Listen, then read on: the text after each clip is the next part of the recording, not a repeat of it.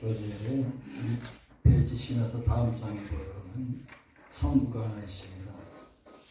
한번 우리 다 같이 읽어보시면 좋겠습니다. 의인을 기념하는 너희는 칭찬하거니와 악인의 이름은 썩게 되리라.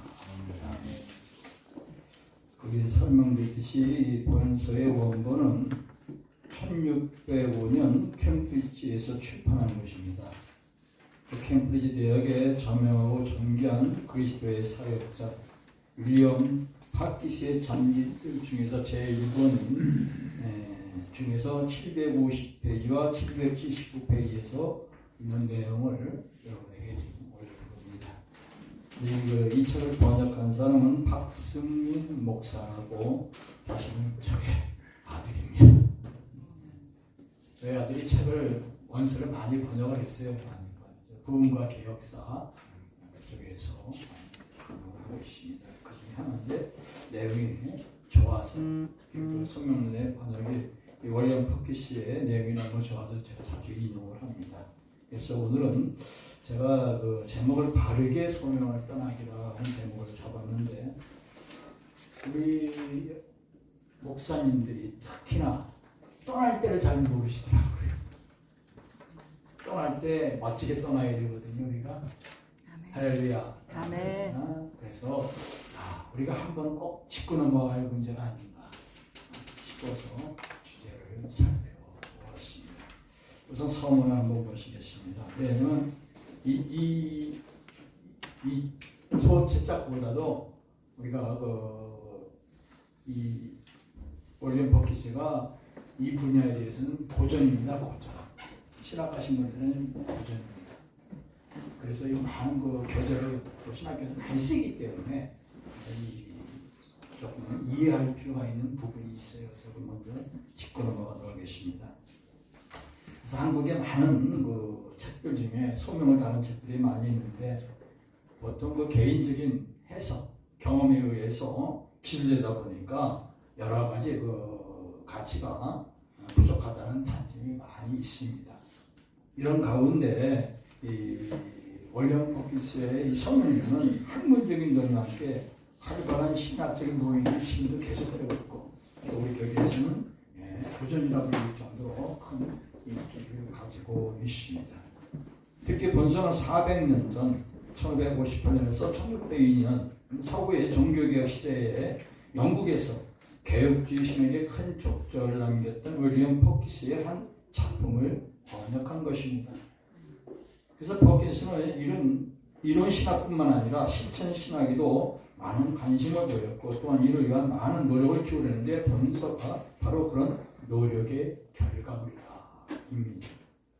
그래서 종교개혁의 중요한 성과 중 하나는 고대 시대로부터 이어져 온 노동을 천시해온 잘못된 직업관을 개혁했고 현대 노동관의 기초를 제공했다는 데 있습니다.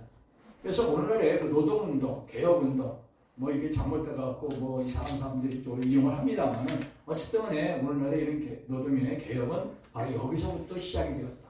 이렇게 이해하시면 좋겠습니다. 그래서 퍼킨스의 이 작품은 개혁주의 신학의 관점에서 본 특히 소명론의 아주 고전으로 현재 일컬어지고 있는 것입니다. 그래서 중요한 것은 뭐냐면 본서가 400년 전에 쓰였다는 겁니다.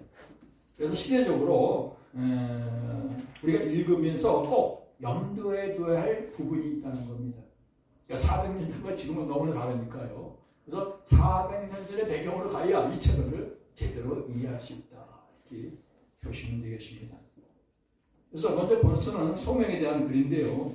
한국어로 번역을 하면서 단어가 좀 한 부분이 있습니다. 그래서 영어에서는 콜링이라고 제가 써놨습니다만 또는 보케이션, 라틴어에서는 보케이쇼라고 해서 라틴어 보케이쇼에서 유래해갖고 보통 보케이션 또는 콜링 이렇게 우리가 번역을 하고 있습니다. 그래서 원서에서 그 보케이션은 두 단어를 의미상의 차이 두지 않고 사용하고 있고 그래서 콜링이나 보케이션이나 의미상의 차이가 두지 않기 때문에 문맥상 가독성에 유리하도록 소명을 부르심으로 번역했다 이렇게 보시면 되겠습니다.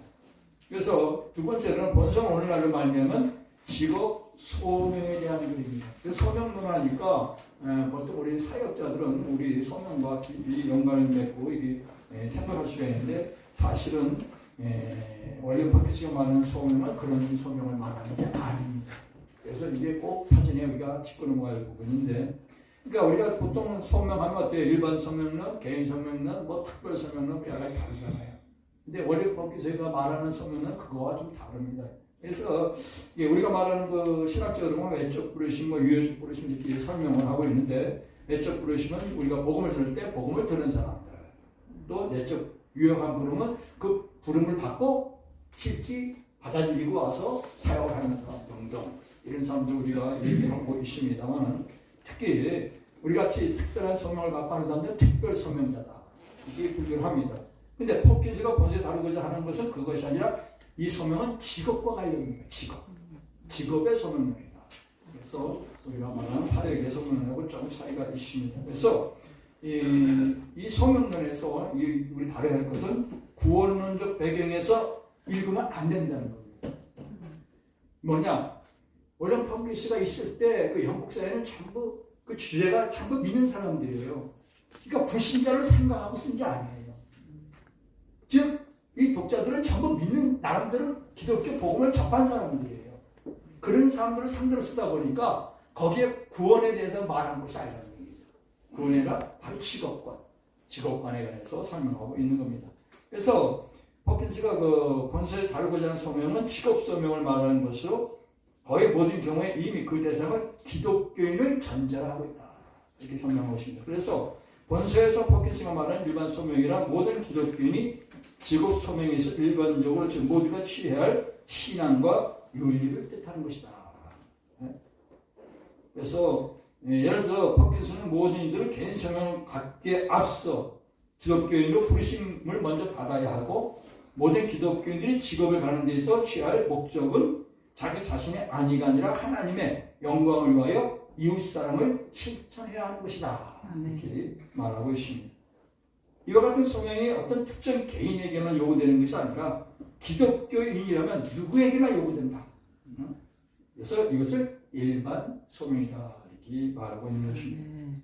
동일한 맥락에서 본서에서 포킨스가 말하는 개인 혹은 특별 소명이란 개개인에 주어진 특정한 직업을 뜻하는 것은 아니다. 하나님은 어떤 특정 직업으로서의 소명을 모든 개인들에게 주지 않고 특정 개인에게 주셨기 때문에 이를 개인 혹은 특별 소명이라 부르는 것입니다. 쉽게 말해 포킨스가 본서에서 말하는 일반 소명은 기독교 직업 윤리를 말하는 것이고, 특별 소명이란 바로 우리와 같이 흔히 말하는 직업 소명을 뜻한다. 즉 우리 같이 사역하는 사람들이 여기에 해당된다. 이렇게 볼 수가 있는 것입니다. 세 번째, 포킨스가 직업 소명에 대한 본서를 쓴 것은 400년 전의 일이기 때문에 그가 처한 사회적 상황을 우리가 좀 알 필요가 있어요. 왜? 우리가 너무나 다릅니다. 왜냐하면 그 당시에는 고용인 말고도 뭐가 있었습니까? 주인과 종, 노예가 있었어요. 그래서 이 노예 제도가 있는 노예제가 신기했거든요, 그 당시에는. 근데 이것을 지금 보면 그 노예는 안 되죠. 나쁘죠. 근데 포킨스 입장에 그 당시의 세계에서는 그 나쁘다고 보지는 않은 거예요. 하나의 직업 문화로 보았던 것이죠.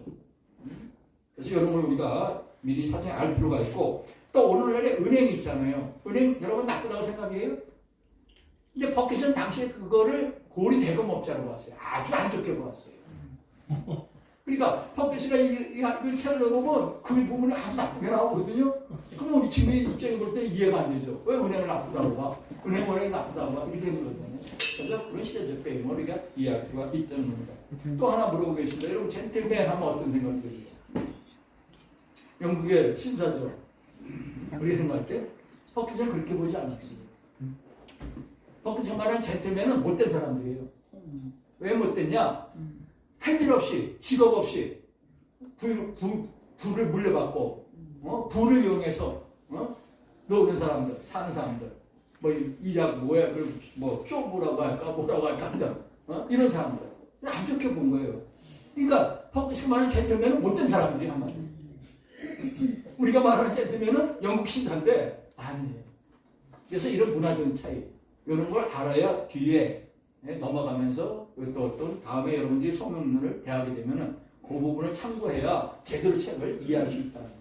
이걸 사전에 미리 말씀드리려 하는 겁니다. 아멘. 그래서 여리께서는 부의칭과 주족을 뜻하는 것이다. 땡틀면은.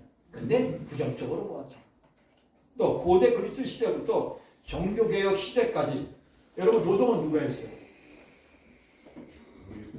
천한 사람, 종, 노예. 그러니까 노동하는 사람들은 아주 천시했죠. 우리나라 어때요 과거에? 양반 말고 쌍놈들, 천인, 전부 종들 천시했잖아요. 그거 똑같은 거예요. 그러니까 종교개혁 시대 이전까지는 그랬어요. 이거를 바꿔놓은 게 바로 이 사람. 원래 파키스탄 이걸 이 제도를 바꿔놓은 거예요. 바로 우리 종교개혁이 그걸 바꿔놓은 거예요. 그게 뭐냐? 종교개혁 시대에 우리 개혁주의 입장에서 특히 뭐냐? 노동은 뭐예요? 신선한 거예요. 왜 신선합니까? 하나님이 직접 노동을 해갖고 천지를 창조하시고 우리를 만드셨거든요.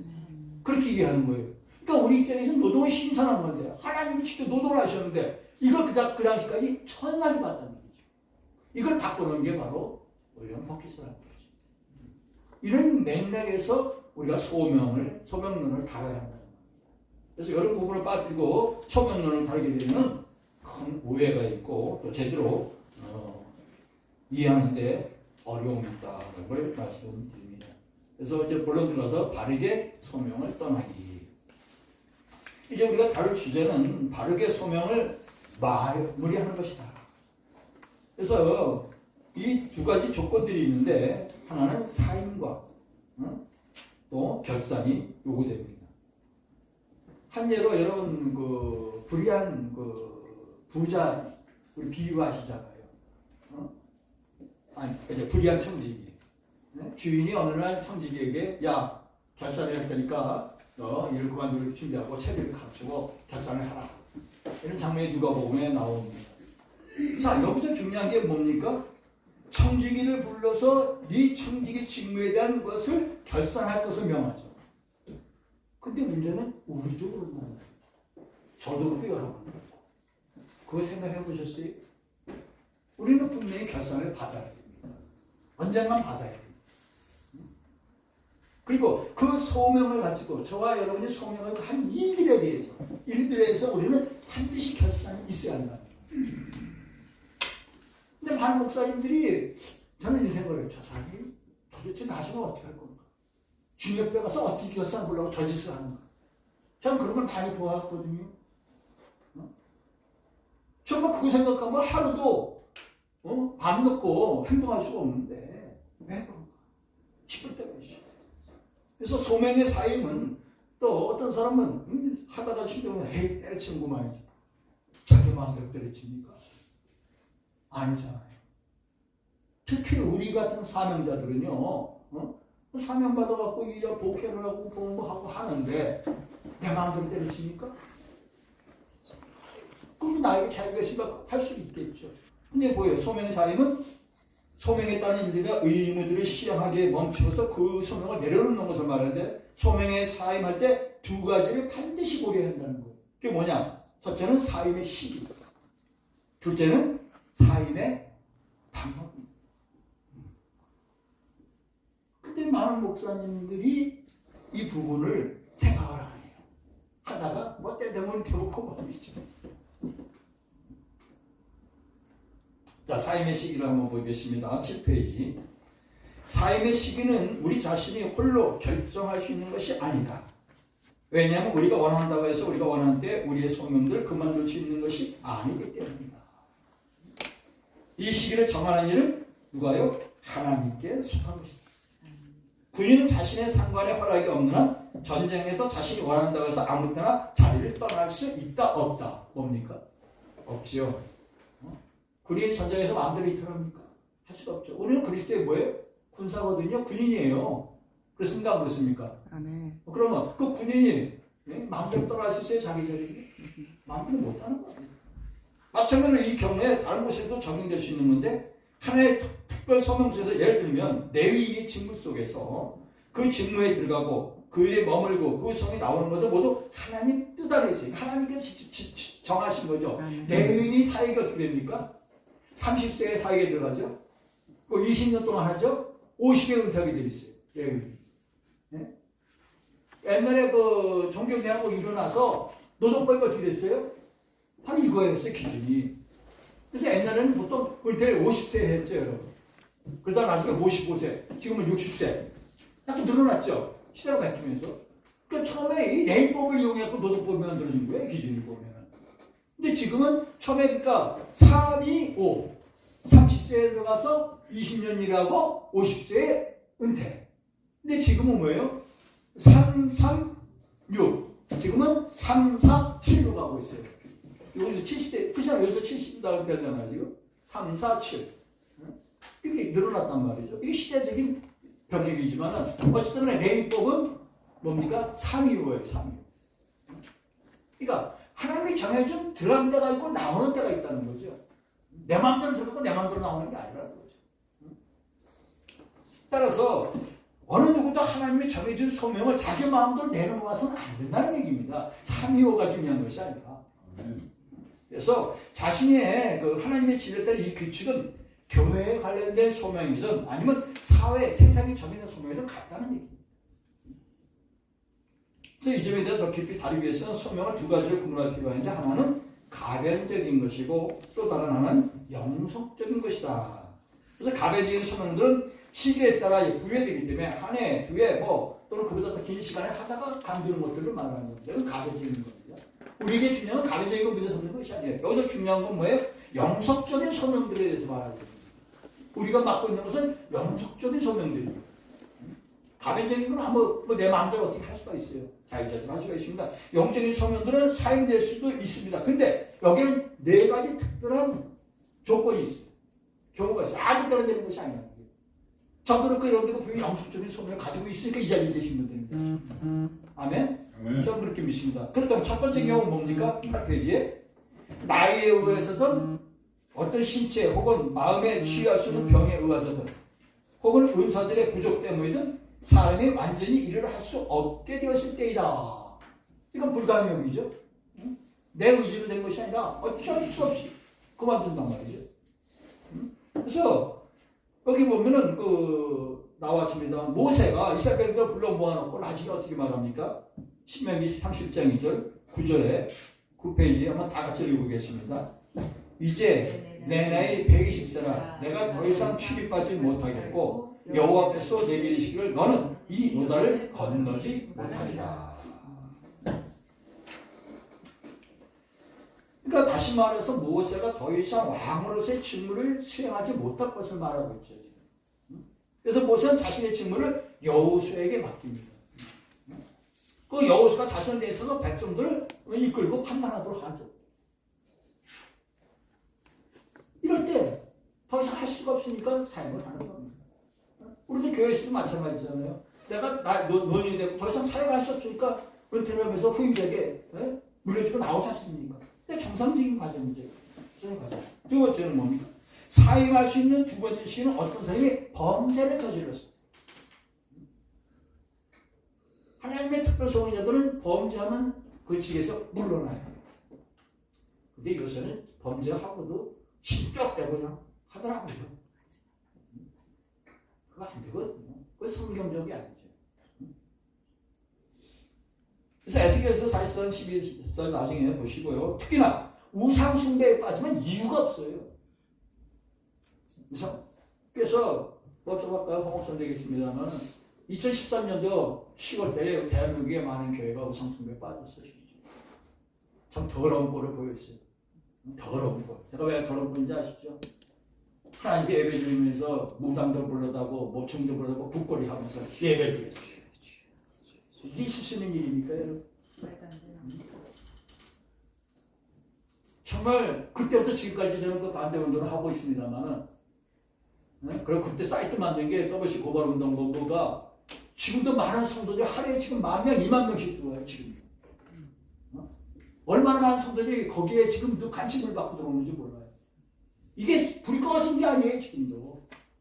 지금 200만 명이 넘었어요. 들어온 숫자가 어마어마하게 힘들더라고요. 이렇게 우상숭에 빠진 자들이 과연 공적으로 회개한 거 난 못 들어봤어요. 한번. 우상숭에 빠진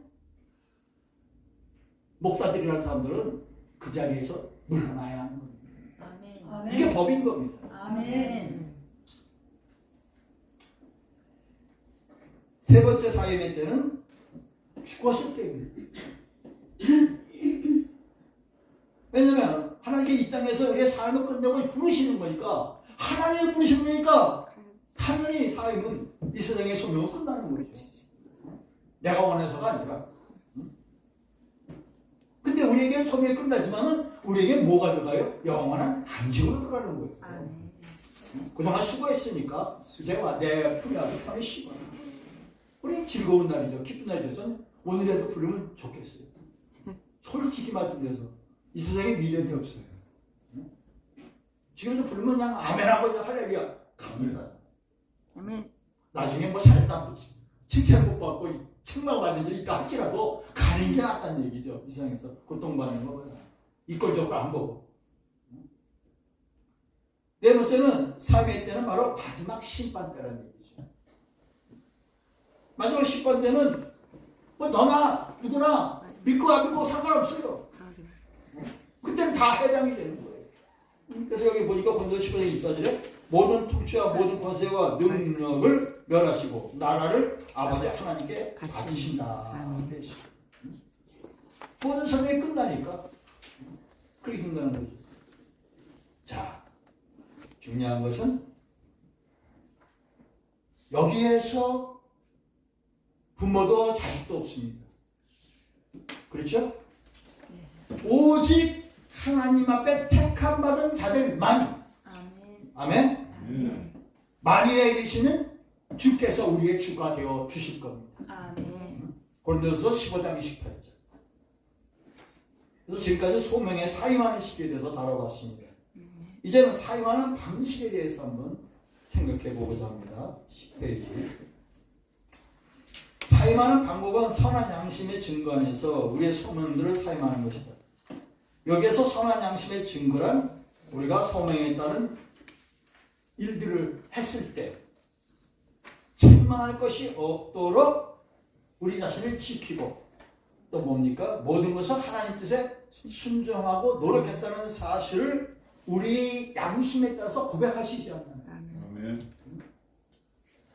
이와 같은 사임의 방법을 보여준 예들이 우리 성경에서 찾아볼 수가 있는데, 저처럼 사무엘상 12장 3절에 보면은 사무엘이 그 많은 사람들을 불러놓고 얘기합니다. 거기 나와 있죠. 내가 누구를 소를 빼앗았느냐, 누구의 나그를 빼앗았느냐, 누구를 속였느냐, 누구를 압제하느냐, 내 눈으로 흐리게 하는 뇌물을 누구의 손에서 받았느냐, 그래서는 내가 그것을 너희에게 갚으리라. 그 백성들 앞에 다 공포하죠. 그 백성들이 없으면 백성들이 증거해 줬어요. 할렐루야. 우리 이렇게 깨끗이 가야 합니다. 어느 누구에게도 책을 잡히면 안 돼요. 성도들에게, 특히나 백성들에게 책을 잡히면 안 돼요. 저는 참 감사하기로도 하나님께 부름받아갖고 공식적으로 은퇴할 때까지 성도한테 이만한 비라도 받은 게 없어요. 얼마나 감사한지 몰라요. 또 지금도 그렇게 계속 하고 있지만은 누구 성도한테 단 10원 한 장, 100원 한 장 갖다 써본 적도 없어요. 얼마나 감사합니까? 근데 그게 뭐예요? 우리가 노력을 해야 한다는 얘기죠. 하나님 지켜주세요? 이거 아니라는 얘기죠. 최대한 내가 할 수 있는 만큼 노력을 해야 한다는 얘기죠. 그래서 하나님 앞에 선한 양식으로 우리가 갈 수 있어야 하는 겁니다. 또 바울도 말하죠. 바울 디모데서 7장 8절에 보면 내가 달려갈 길을 다 마치고 싸울 길 다 싸우고 이제 주님 때문에 가겠노라고 당당하게 선포하지 않습니까? 여러분 어떻습니까? 그러면서 말하죠. 바울이 뭐래요? 이제 주님께 주실 뭘 찾겠다고? 뭘 보러 간다고요? 면류관. 내게 면류관이 예비되어 있으리라. 할렐루야. 저와 여러분이나 바로 이 면류관을 받으러 가야 할 줄로 믿습니다. 근데 이때 소명에다 일하는 사람들 중에도 여기서 보면은 그 11페이지 보면은 소명의 결산 바로 위에 보면은 그게 나오죠. 어떤 사람은 놔두고 어떤 사람은 들림받고, 그죠? 침대에서도 들림받고 남는 사람 있고, 이런 사람들이 생긴다는 얘기죠. 그래서 한 사람은 남고 한 사람은 버림을 당하고 한 사람은 들림받고. 자, 여러분은 어느 쪽에 쓰시렵니까? 따라서 우리는 하나님과 사람 앞에서 선한 양심으로 살아야 한다. 하는 말씀을 드립니다. 이제 그 소명의 결산을 보겠습니다. 11조. 두 번째 마지막 요점은 바로 모든 사람이 자신의 소명에 따라 행한 일들에 대하여 결산에 대한 것이다. 아까 서두에 얘기했듯이 바로 이 부분입니다. 사실은 부자와 천직에 비해서 분명히 나타나고 있는데 바울은 이렇게 말하고 있습니다. 우리가 다 하나님의 심판대 앞에 서리라. 이러므로 우리 각 사람이 자기 일을 하나님께 뭐하리라? 직고하리라. 솔로몬도 자신의 갈 길을 방황하고 있는 청년에게 이렇게 말하죠. 하나님이 이 모든 일로 말미암아 너를 심판을 하실 줄 알라. 사실 이 말씀들 다들 목사님들 뭐 모르시겠어요? 다 아시죠. 아시는데 알면서도 자기에게는 해당이 안 된다고 착각하는 부분이 있다는 거죠. 이게 문제예요. 솔로몬도 이거 몰랐어요? 그런데 지금 범죄하잖아요. 범죄하고 나중에 돌아왔습니다만은 엄청 잘못된 길을 갔다 돌아온 것 같습니다. 그러니까 그 부분을 우리가 경각심을 가져야 된다는 거예요. 솔로몬 같이 정말 많은 축복을 받고 지혜를 받은 사람도 한순간에 눈이 흐려졌고 연혈돼갖고 타락하고 그래서 우리가 끝까지 정신줄로만 한다는 거죠. 끝까지 긴장을 해야 한다는 것이죠. 그래서 이 결산을 할 때 네 가지 방향이 있어요. 모든 사람은 하나님 앞에서 결산하는 것이고, 두 번째 자신들이 이런 모든 일들을 드러내야 하고, 세 번째 일을 평가받고, 네 번째 일을 따라서 모든 사람들은 보상을 받는다. 이렇게 설명할 수가 있겠습니다. 그래서 첫 번째 그리스도 심판대 앞에서 모든 사람은 서게 된다. 이 일을 하나님의 능력에 의해 시행될 것이고, 마치 그렇다보니 이는 우리 죄악이 많아 정수에 넘쳤고 우리의 허물이 커서 하늘에 미칩니다. 저도 지금 이렇게 말씀드리고 있습니다만 저의 잘못, 저의 죄책감을 보면은 등골이 서늘해요. 왜? 하나님께 너무 부끄러운 게 많은 거예요. 저는 깨끗해서 지금 이런 말씀드리는 게 아니에요. 저도 엄청 하나님 앞에 죄송스러운 게 많고 죄진 게 많아요. 그럼에도 불구하고 나를 위해 십자가에 예수님 붙잡고 가는 겁니다. 그래서 여기서 나오죠. 16절에 우리의 죄를 사하여 주옵소서. 예수님 공로 붙잡고 내 죄를 사하여 주옵소서. 자꾸 성찰하면서 자기 자신을 다독거리면서 가는 겁니다. 그리고 내가 주님 앞에 뭔가 소원하지 않는다. 내가 해야 할 일이 지금 무엇입니까? 지금 나에게 당면하는 문제가 하나님 앞에 내가 무엇을 해야 할 것인가 하는 겁니다. 아까 호박사님 얘기했듯이 저는 생각을 했어요. 내가 하나님 앞에 할 것이 무엇인가. 공식적으로는 목회를 은퇴를 했습니다만 또 몇몇 성도들이 목사님 말씀을 꼭 듣고 싶어서 몇몇 드리고 또 예배도 드려요. 이제 날 좀 놔줬으면 좋겠는데 여러분 목사는 성도들을 못 버립니다. 성도들은 목사를 버려요. 그래서 굳이 몇몇 장로고 권사 몇몇이 목사님 말씀을 듣겠다는데 어떡합니까? 또 준비해서 또 말씀을 전해. 근데 별했고 또 내가 주님 앞에 해야 할 일이 뭐입니까?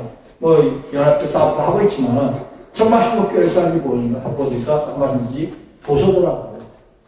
무슨 얘기냐면 대한민국의 서적 가보세요. 신학서적이 지금 중고 서점에도 신학서적이 없어요. 얼마 전에 책을 정리했던 어떤 사람이 얘기하는데 책방에서 중고책 안 사요. 사는 게 딱 하나 있어요. 신학서적만 산대요. 그것도 고가로. 왜? 없는 거예요, 신학서적이. 거기다 큰 대학교 도서관에서 오래된 책을 다 지금 폐기하고 있어요. 정신받은 사람은. 그럼 무슨 말이야? 전자도서관 다 있다. 전자도서관 아무나 가서 봅니까? 그거 돈 주고 봐야 돼요. 그리고 전자도서관 가서 그 책 찾아보는 거 아무나 못 봐요. 그거 가지고 신학서 만들어요? 못 만들어요. 복음을 전해야 되는데 깡통 가지고 복음 전할 수 없잖아요. 복음만 머릿속에 들은 게 있어야 될 거 아니에요. 머릿속에 든 사람을 만들려면 교육을 시켜야 될 거 아니에요. 교육시키려면 책이 있어야 되잖아요. 근데 지금 신학생 사라지다 보니까 신학교도 사라져, 군수신학교 다 사라지고 있어요. 여러분, 정규 대학 몇 개 가지고는 절대 출판이 안 돼요. 군수신학교가 이제 많이 있어야 출판이 되는 겁니다. 근데 이게 다 사라지고 있어요. 이게 출판이 벌써 10년 전부터 출판이 안 되고 있어요. 그러니까 책들이 사라져. 나중에 책들 사라지면 뭐가 사라져? 신학생이 사라져. 신학 사라지면 뭐 신학교가 사라져. 신학교 사라지면 뭐가 사라져? 교회가 사라지는 겁니다. 옥사가 만들어진데 무슨 교회가 만들어져? 그래서 그 생각을 큰일 났다 이것이. 저는 계속 정부에서 책을 모으고 있어요. 그래갖고 그걸 정보 책을 잘라갖고 시켜놓은 거예요. 파일을 만들고 있는 거예요. 그리고 또 자른 책들을 다시 또 제보를 해요. 혹시라도 몰라서. 혹시라도 몰라서 제보해놨다가 나중에 필요하면 또 쓸 수 있게. 그래갖고 이제 기회가 이제 뭐 지금 구하고 있습니다만, 그래서 도서관을 하나 만들어서 도서관에 피치해갖고 거기다 영국 도서관을 쓰는 방법을 구상 중에 있는 거예요. 그러면은 거기는 누구든지 와서 볼 수 있게, 연락할 수 있게, 대화할 수 있게 이렇게 하고자 하는 거예요. 책 이것이 아무나 출판 못합니다 이거. 그저 저작권이 50년이 있어요. 그래서 지난번에 그 성경하고 찬송가 그 몇 년 전에 저작권이 사라졌잖아요. 사라졌고 그때부터 많은 성경이 번역된 거예요. 그 이전까지 저작권이 있었고 아무나 못했어요. 그때 우리 연합회에서 신약 도서권을 출판권을 가지고 있었어요. 또 찬송가 기본 찬송가 옛날 찬송가 2,000원짜리 그걸 갖고 있어요. 그래서 그걸 우리가 보고 시킨 거예요. 그래갖고 이 성서에서 이렇게 성경 값을 못 올렸었어요. 이해가 되십니까?